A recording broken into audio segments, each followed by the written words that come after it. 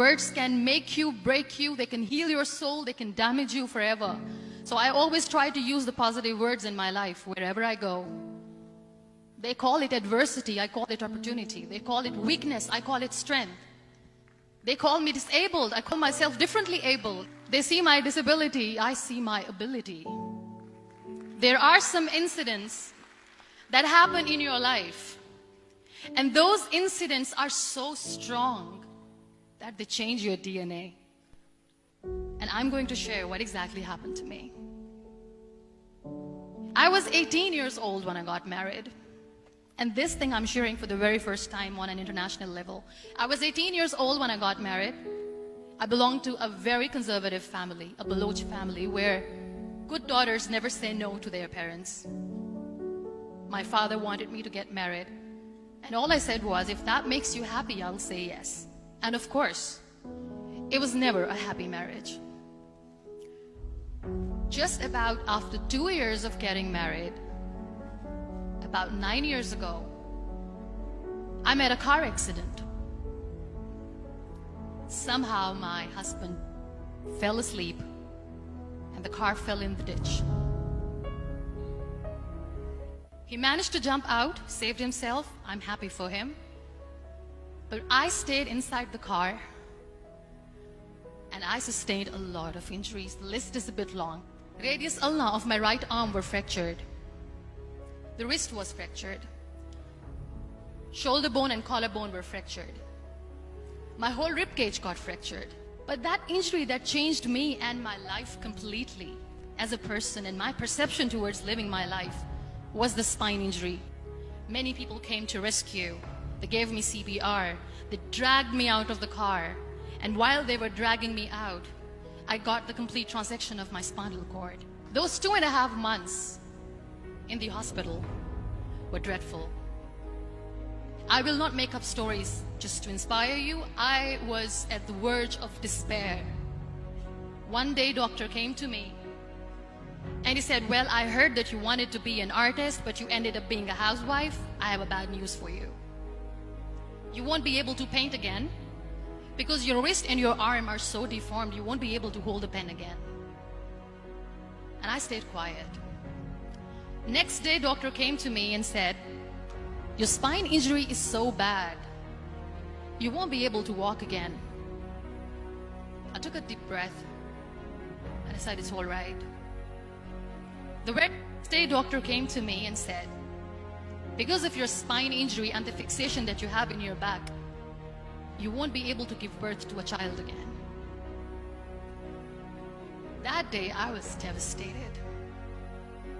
I still remember, I asked my mother, why me? And that is where I started to question my existence. Why am I even alive? What's the point of living? I won't be able to be a mother again. And that was quite devastating for me. But then I realized there are so many children in the world, all they want is acceptance. So there is no point of crying, just go and adopt one. And that's what I did. I gave my name in different organizations, different orphanages. I didn't mention that I'm on a wheelchair, dying to have a child. So I just told them that this is Muniba Mazari and she wants to adopt a boy or girl whatsoever, but I want to adopt a kid. And I waited patiently. 2 years later, I got this call from a very small city in Pakistan. I got a call and they said, are you Muniba Mazari? There is a baby boy and would you like to adopt?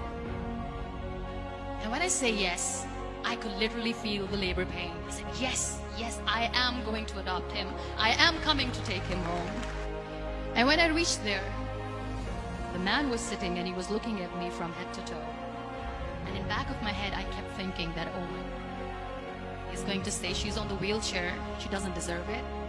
How is she going to take care of him? And I looked at him and I said, do not judge me because I'm on the wheelchair. But you know what he said? He said, I know you will be the best mother of this child. You both are lucky to have each other. And that day, I was 2 years old, 2 days old, and today he's 6.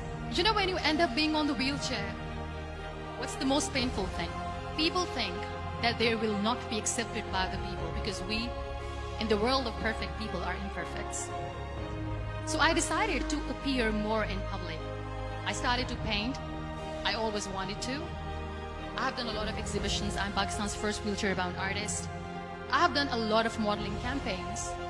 I became the National Goodwill Ambassador for UN Women Pakistan, and now I speak for the rights of women, children.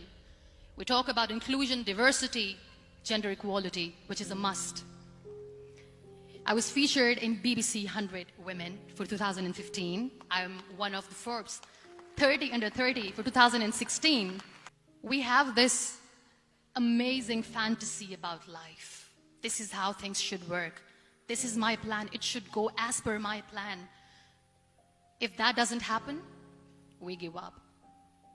So my dear friends, let me tell you one thing. I never wanted to be on the wheelchair. Never thought of being on the wheelchair. I was always aspiring to do bigger things, but had no idea that for that I have to pay the price to be where I am today.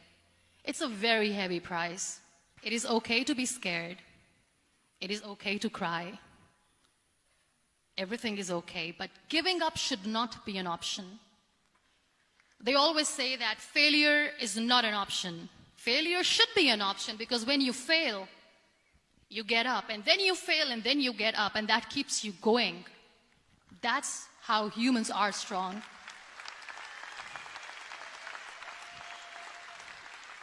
Failure is an option, should be an option, but giving up is not. Never.